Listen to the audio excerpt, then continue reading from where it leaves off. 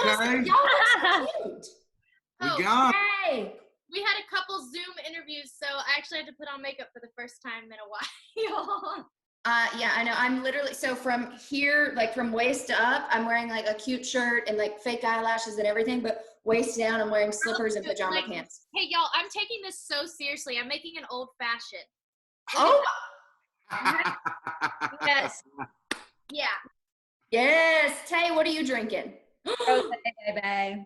Oh, I know. Okay, I gotta concoct my, this is bad because we have an interview. Concoct your So if coffee. I get a little buzzed on Good Morning America. I'm literally still drinking coffee at this point. This ice. That's It's fine. It's fine.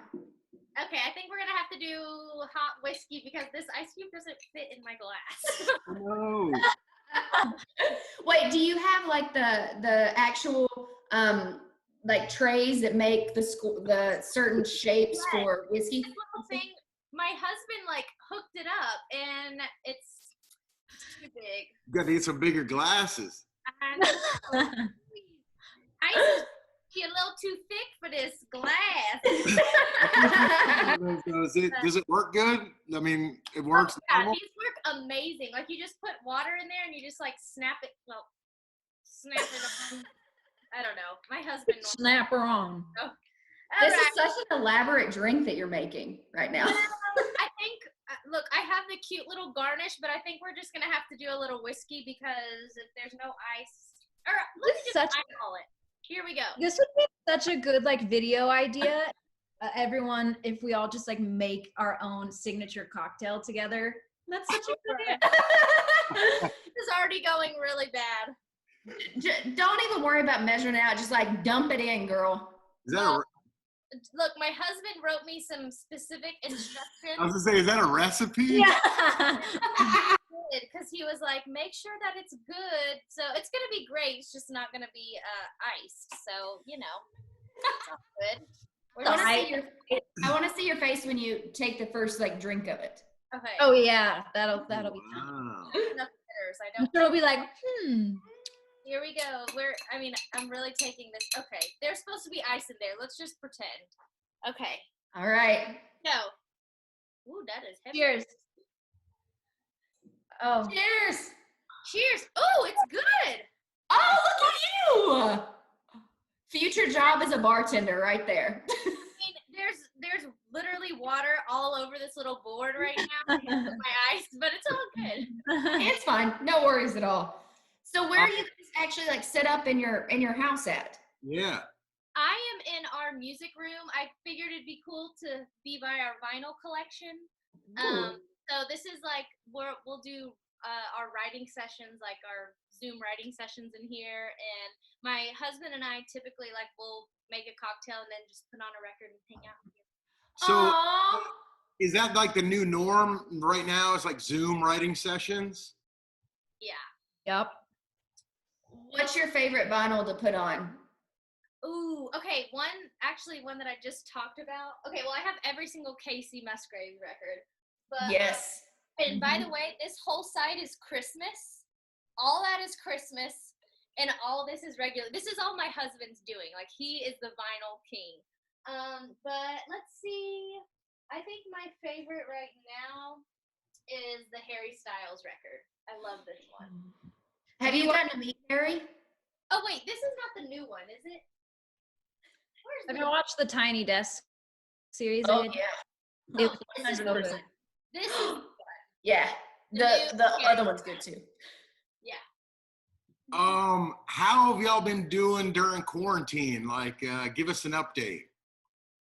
We've been doing good. I mean, releasing a record during quarantine is interesting. I mean, it's been almost 5 years since we released a record, so anything to get the music out, we're kind of just going with the flow at this point. We're just excited to have a body of work that's done and able to get out into the world. So that's been interesting to navigate, just trying to like make it still seem very personal because we were going to do lots of face-to-face stuff. So we've just been tweaking a few things to make it feel more personal. But personally, just doing anything and everything to stay sane, honestly.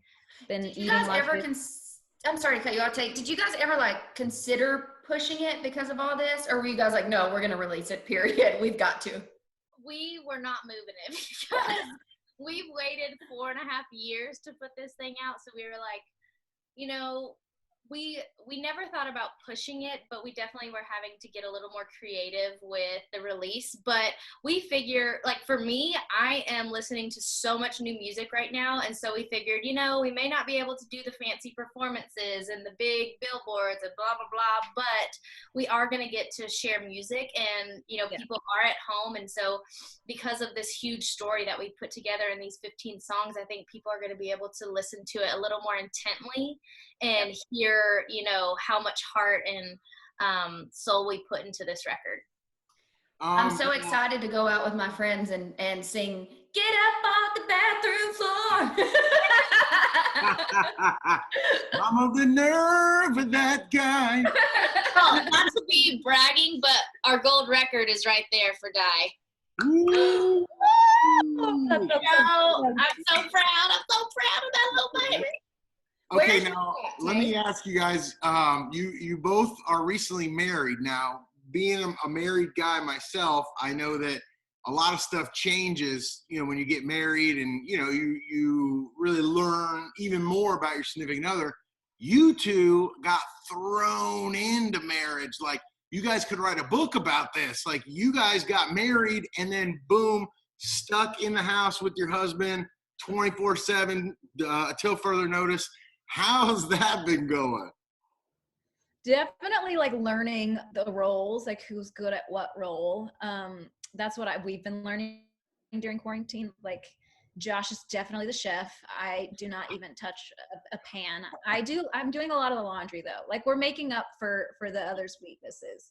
But that's been like the biggest lesson. I think I'm driving Josh crazy though, to be honest, because yeah, I'm like antsy all the time and like really high strung, and he's just living his best life, writing every day from his bourbon room. Like he's loving it.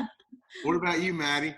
I feel like, I mean, because Joan and I have been together for like 10 years in May. And so, but this is the first time that we've spent this much time together straight. So we are really loving it, because normally we have to cram in our quality time. Like ever since I moved to Nashville when I was 17, like we've always had to cram it in a weekend or a couple days. And so we've really been enjoying it, but we definitely have been getting creative. Like if we get bored, we did a virtual beer pong tournament with our in-laws and had the best time. So, but we've been like scheduling fun stuff. Like, okay, on Friday we're doing this, or like, you know, just trying to make it like, try to just keep it fun and play lots of games. But this is a lot of quality time together, and I'm actually enjoying it. I know he's probably sick of me, but you know. So what is something that you've learned about him during quarantine that even over 10 years of a relationship you didn't know until now? I know there's something.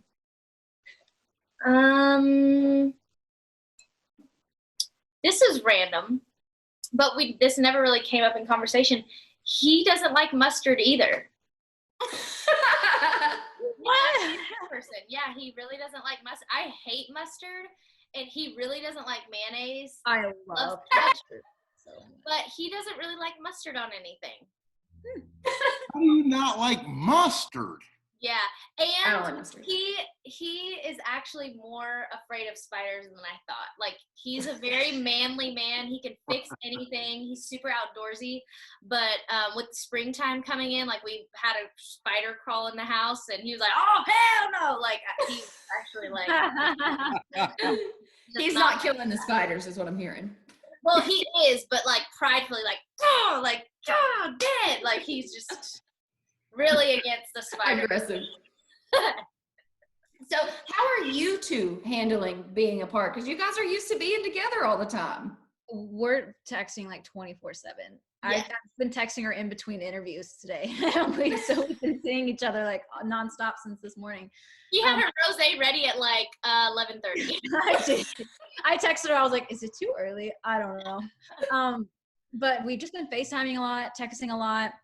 It's been tricky for us as a duo because a lot of people are just really leaning into like the whole Instagram live thing and doing performances on that. But I mean, that just doesn't make sense for us. We wouldn't, because I would have to sing to an echo and it just wouldn't work. So we're trying to figure out a good logistical way to both do online performances. So that's been tricky, but yeah, we're always talking. I know. Are you going crazy today? No, I'm good today. Are you going crazy today? Yeah, I'm going crazy today. Something that I thought was really special, like I texted Tay, maybe it was 2 weeks ago. I don't even know what day it is or what month. I don't know. But I was like, I feel so sad today. Like, I'm just having a sad day.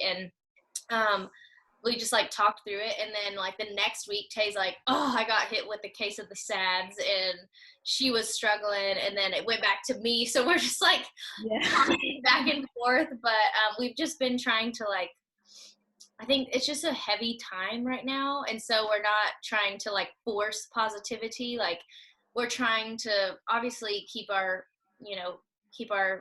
attitudes in a good place and like feeling gracious. But there are some days where we just feel really sad and like really miss people. And especially for an extrovert, this is hell.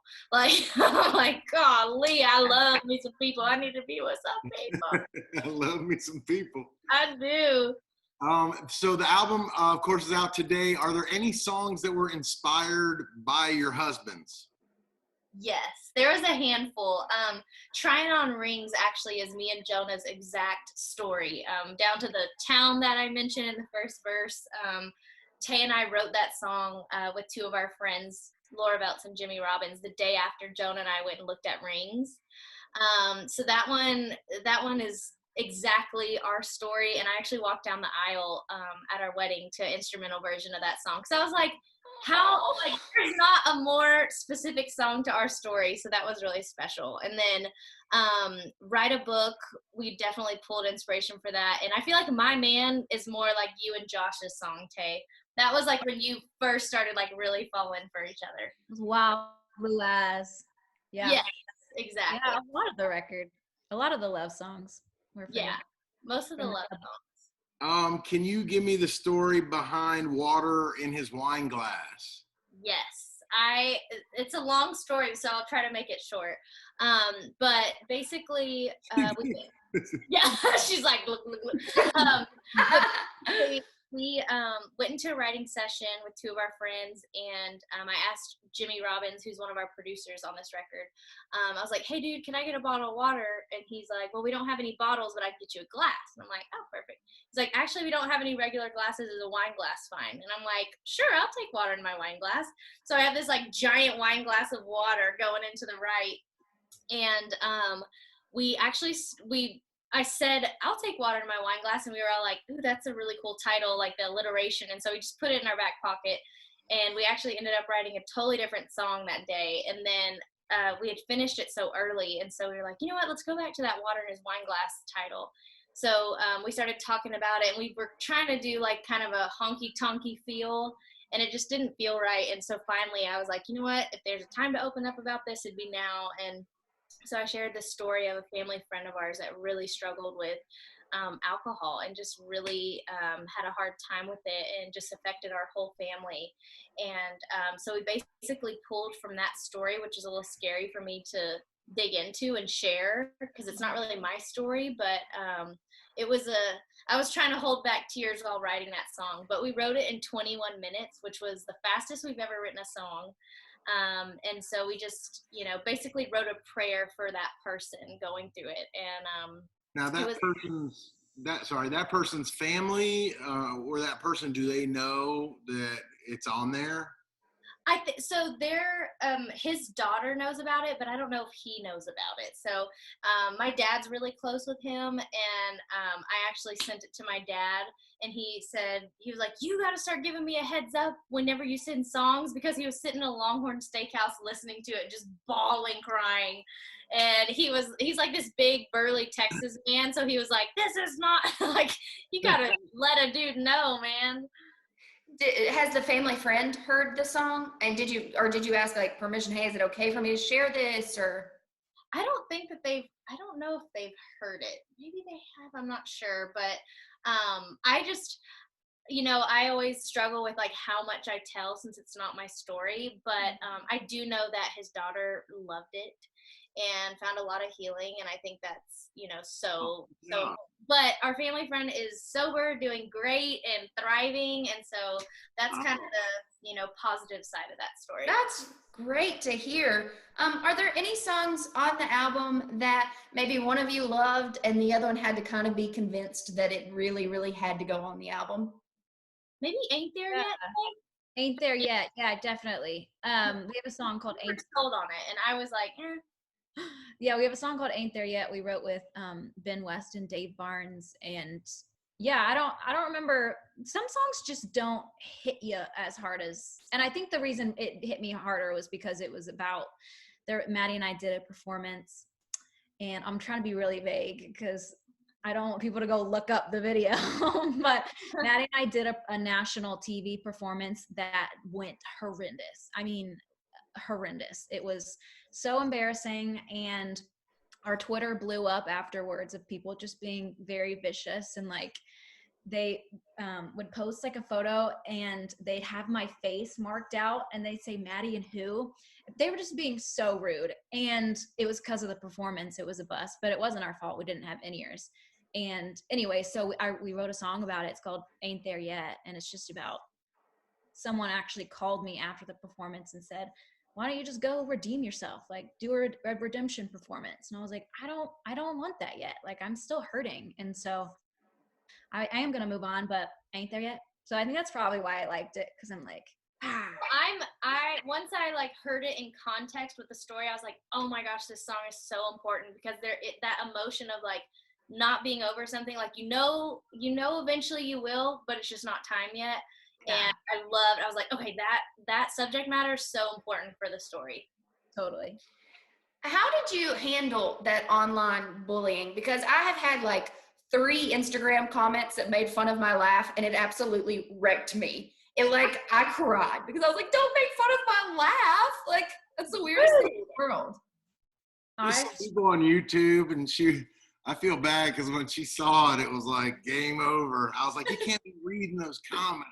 I know, and that's the worst thing. I don't know why we read them, but we do. And I have really thin skin. I am trying to have thicker skin, but yeah, I mean, online bullying is no joke. And I was just so sad. We were supposed to stay and hang out that night, and I ended up leaving, and I just went to my hotel room and cried. And it's still something I am not over yet. Like the performance that we did, I'm still not ready to do another one, and it's been a couple years. So. Yeah. Yeah. So moving on to some spicy stuff, the song Lay Here With Me with Dierks, there's some hot lyrics in that. Right? Like, is it kind of weird to sing because it's Dierks, but these lyrics they're fire. Wait, I do want to clarify something, because everyone thinks it's let's take off our clothes. It's gloves, like fighting gloves, by the way, because some people think it's clothes and it's let's take off our gloves, like fighting. But for some reason, I guess my twang like doesn't pronounce clothes as like, or it pronounces gloves close to I don't know. The song's still about what you think it's about, but at least we're not like saying it. Yeah. We totally thought it was let's take off our clothes, and I was like, that has to be a little weird to sing with Dierks.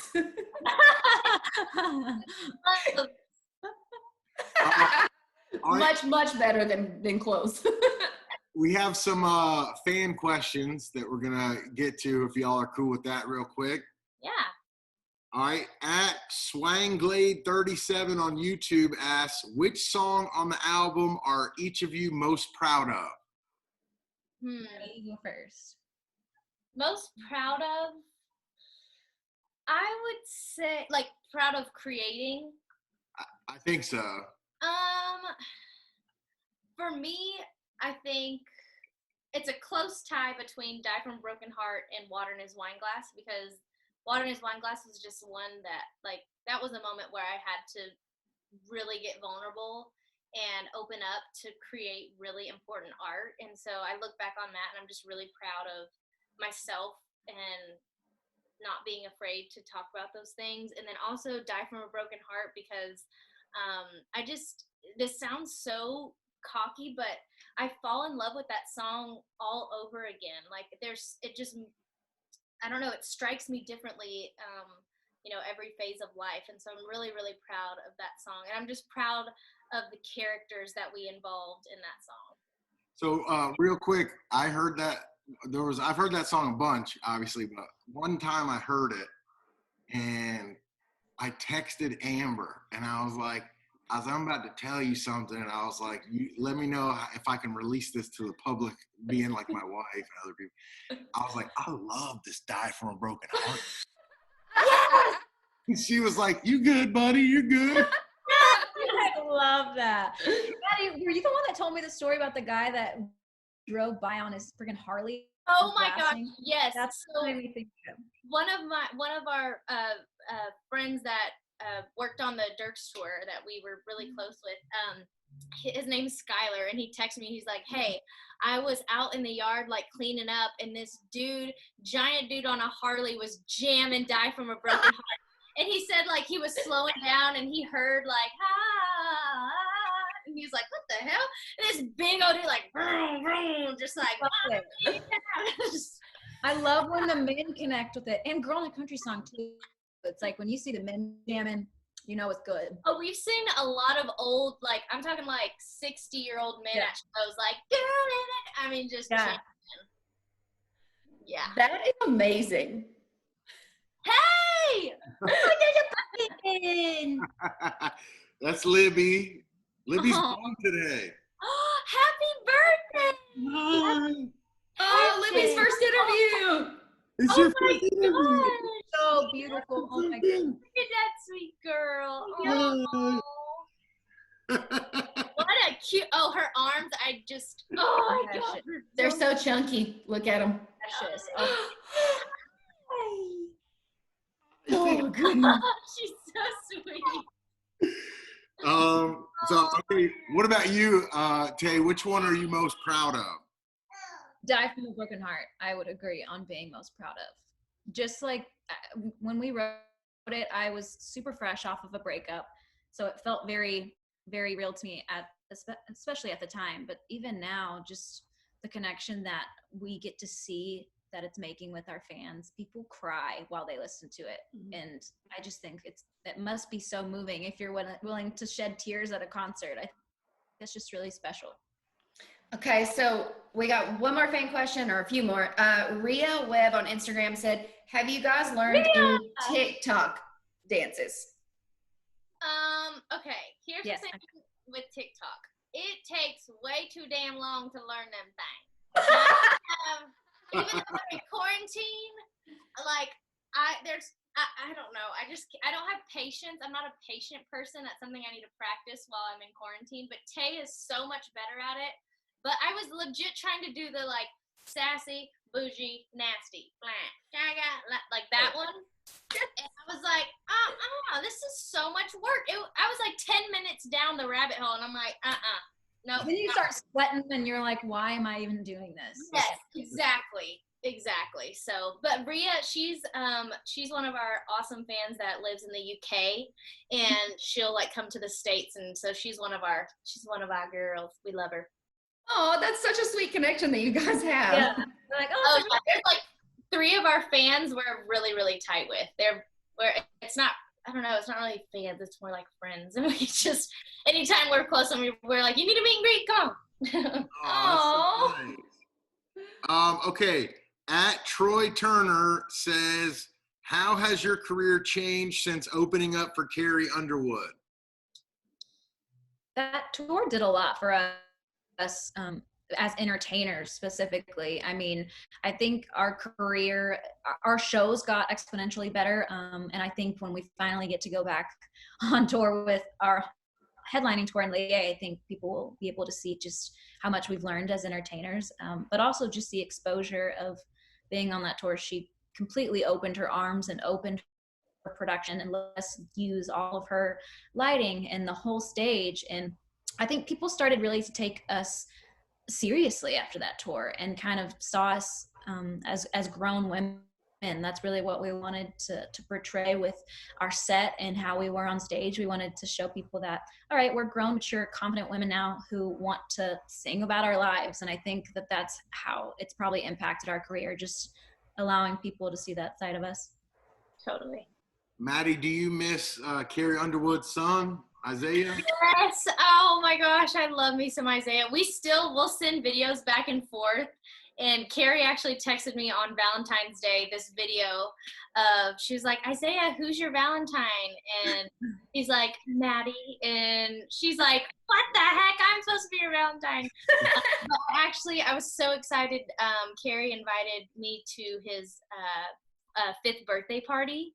And so I got to go bring him some presents and give him a big old hug and celebrate his 5th birthday party. So it was really cute, though. I was telling Tay, whenever we were sitting down, we were all having cake and pizza, and we're sitting there, and I was sitting behind Isaiah, and he turned to his friend. He's like, that's not my babysitter.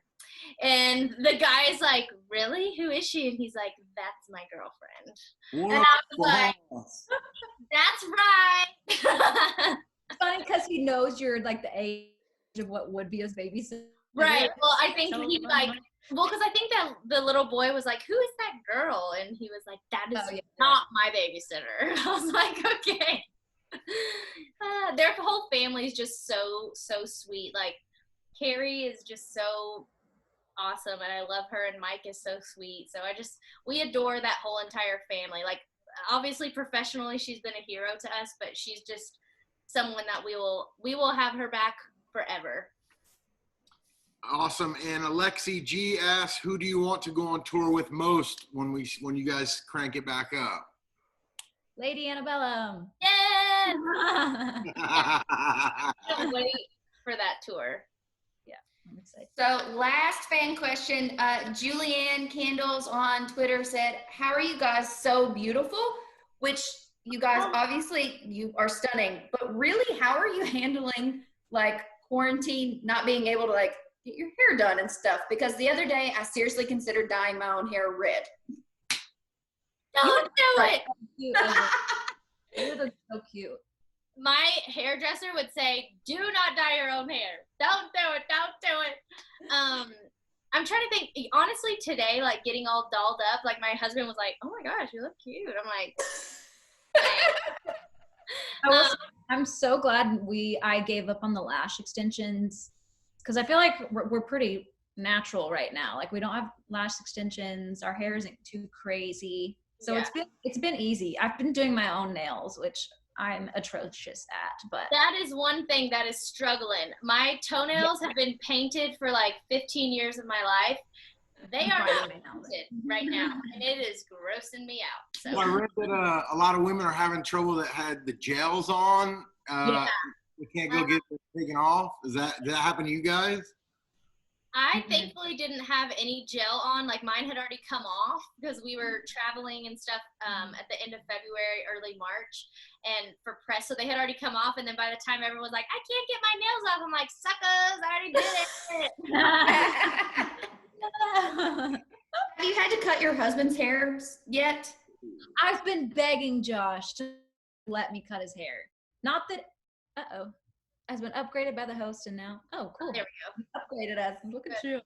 Hey. It's a little crazy. I think it actually kind of looks really good long. I think it looks so cute, but I just want to cut it just to see if I can cut it.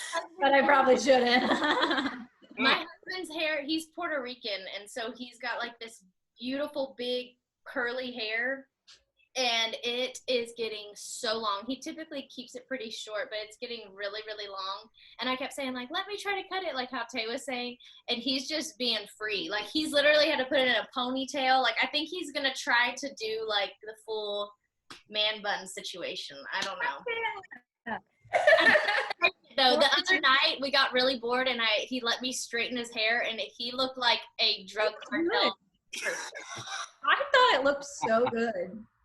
No, well, the album is out today. The Way It Feels, the album is out. We want everybody to grab it and support these ladies. If you haven't already heard it, pick it up wherever you get your music. Obviously digitally at this time, and we wish you guys mad luck with it, and can't wait for you guys to get on the road.